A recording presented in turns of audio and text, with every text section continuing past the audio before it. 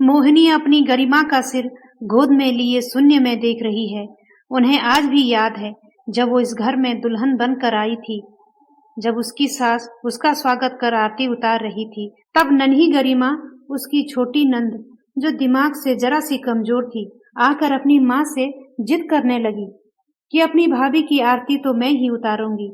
तब उसकी सास ने उससे कहा, ये तेरी भाभी ही नहीं, आज से तेरी माँ भी है। देख, अपनी भाभी को जरा भी तंग न करना। कल मैं रहूं या ना रहूं, क्या भरोसा है। इतना सुनकर गरिमा ने कहा, ठीक है, तब तो आज से ये मेरी भाभी माँ हुई। इतना कहकर नन्ही गरिमा खिलखिलाकर हंसने लगी। मोहिनी जी की सास ने मोहिनी से कहा, अब आगे से मेरी इस पगली का ध्यान तुझे ही रखना है।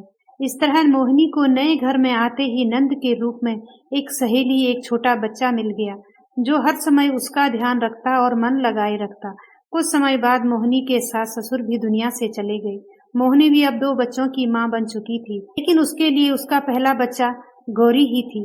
वो अपने बच्चों से पहले उसको ही खिलाती, लोरी गाकर सुनाती। गरिमा भी अपनी भाभी माँ का बहुत ध्यान रखती। हर सुख दुख में दोनों नंद भाभी साथ रहती।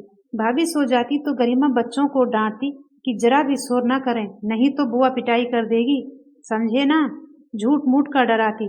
कभी मोहिनी के सिर में दर्द होता तो उसका सिर दबाती, हाथ पैरों की मालिश करती। मोहिनी के लाख मना करने पर भी कभी उसे अकेला न छोड़ती। गौरी दोनों बच्चों को भी अपनी जान से ज्यादा प्यार करती। सब कुछ तो समझती उसको, पर कुछ दिमाग में ऐसी कमी थी कि, या कह लो कि थोड़ा सा अलग ही समाज से उसका ब्याह न हो सका। धीरे धीरे समय बीतता गया। मोहिनी के दोनों बच्चों की भी शादी हो गई। अब उसका शरीर भी थकने लगा। उसे अब बड़ी फिक्र होती कि समय रहते भगवान गरिमा को अपने पास बुला ले, नहीं तो यदि उसे कुछ हो गया तो उस पगली नंद का ध्यान कौन रखेगा, कौन उसके सारे काम करेगा। पर विधाता ने तो कुछ और ही लिखा था। रक्षाबंधन का दिन था। मोहिनी की बेटी भी रक्षाबंधन मनाने घर आई हुई थी। गौरी ने भी अपने भैया भाभी भतीजे को राखी बांधी। रक्षाबंधन का त्योहार सभी ने बड़े प्रेम से मनाया। थोड़ी देर बाद अचानक मोहिनी का पोता ध्रुव सड़क पर गुब्बारे वाले के पीछे दौड़ने लगा। सामने से तेज रफ्तार एक गाड़ी आ रही थी। जब गौरी ने देखा तो वह बहुत तेजी से बच्चे को बचाने के लिए भागी। कोई कुछ समझ पाता इससे पहले बच्चे को एक तरफ कर खुद गाड़ी के नीचे आ चुकी थी।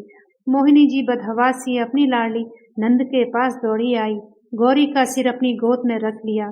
सभी उसको अस्पताल ले जाने लगे, लेकिन गौरी ने अपनी भाभी से कहा, भाभी माँ, अब मुझे कहीं नहीं जाना। आज मुझे फिर से वही बचपन वाली लोरी सुना दो। आज मैं निश्चिंत होकर सोना चाहती हूँ। मोहिनी जी वो लोरी गाना चाहती थी, पर उनका गला रुंध गया। वो रोते रोते ही गाने लगी, चंदनिया छुप जाना रे, इससे आगे गा न सकी। कहने लगी, मैं तो बेकार में ही तेरी फिक्र करती रही, समझ न पाई। अरे गौरी, तू तो सच में हमारे लिए गरिमा रही। हर सुख दुख में बिना बोले साथ निभाती रही। अपनी जान देकर अपने भाई के घर के चिराग को आज रक्षाबंधन पर रोशन कर गई। धन्य है गौरी, तू धन्य है। कहानी पसंद आई हो तो चैनल को सब्सक्राइब करें।